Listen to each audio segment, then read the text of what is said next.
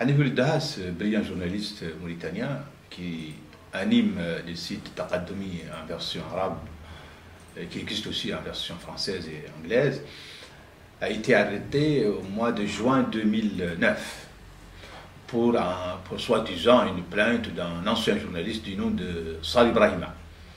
Le parquet poursuit l'action et engage une poursuite contre Hanifi pour 5 chefs d'inculpation. Ce qui est surprenant, c'est que le juge a relaxé au motif qu'il n'y a pas de texte en Mauritanie qui punit la presse électronique, alors que cette vitrine était bien sûr sur les sites électroniques. C'est que le mandat de dépôt qui avait été délivré par le procureur de la République date du 24 juin 2009, donc arrivé le 24 décembre 2009, c'est la fin de la détention. C'est une question de la responsabilité du régisseur, du directeur de la prison, du procureur de la République, du procureur général de la Cour d'appel, pour la simple raison qu'ils sont les seuls responsables de ce qu'on appelle un registre d'écrou.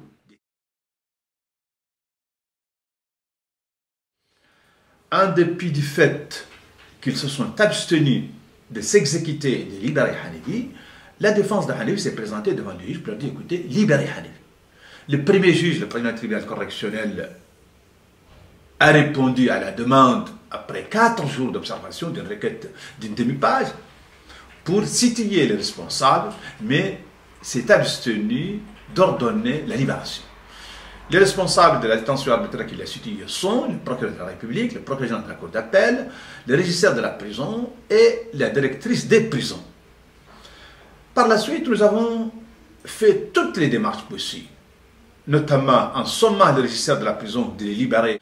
Nous avons aussi également saisi le procureur général, le procureur de la République, la directrice des prisons par différents courriers de sommation. Et tous ceux qui refusent de réceptionner notre courrier, nous avons commis un huissier pour faire le constat des refus. Nous avons envoyé le pli par lettre recommandée.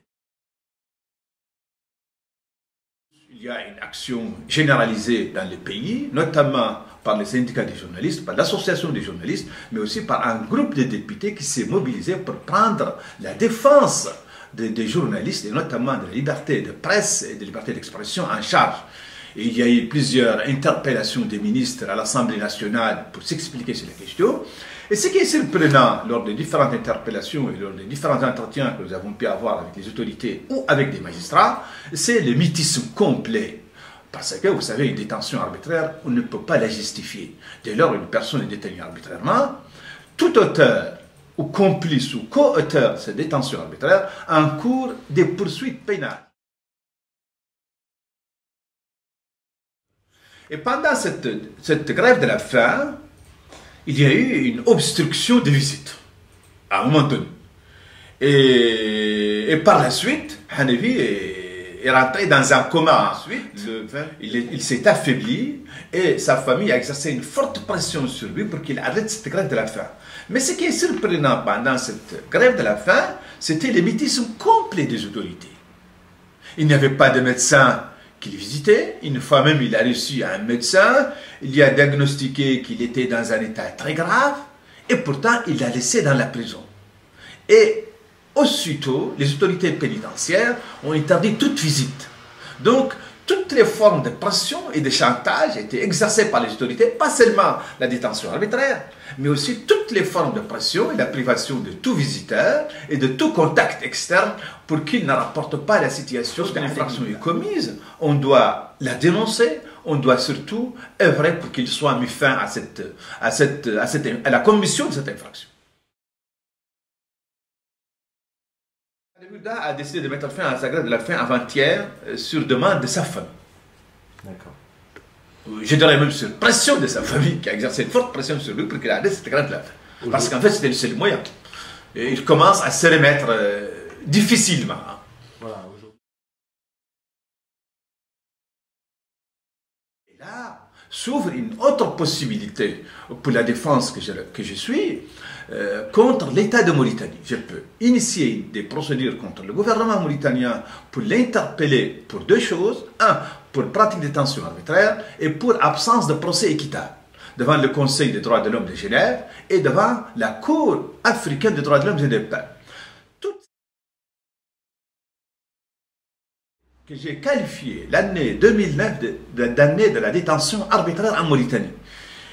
Je croyais qu'elle allait se terminer avec l'année 2009. Mais malheureusement, cette détention arbitraire, qui est un lot nouveau, une pratique nouvelle en Mauritanie, de l'année 2009, apparemment elle se poursuit encore pour l'année 2010. Mais l'action visait essentiellement à ce qu'il soit mis fin à la détention arbitraire dans notre pays. Et vous, en tant que journaliste, en tant qu'organisation très soucieuse de la liberté de la presse et de la liberté de l'expression, nous comptons beaucoup sur ce que vous faites et à l'effet de les diversifier sous forme de différentes pressions sur le plan international, parce que la Mauritanie a beaucoup de partenaires étrangers. Et ces partenaires, il est dans leur intérêt qu'il y ait une sécurité réelle pour toute personne, en termes de liberté, en termes d'existence.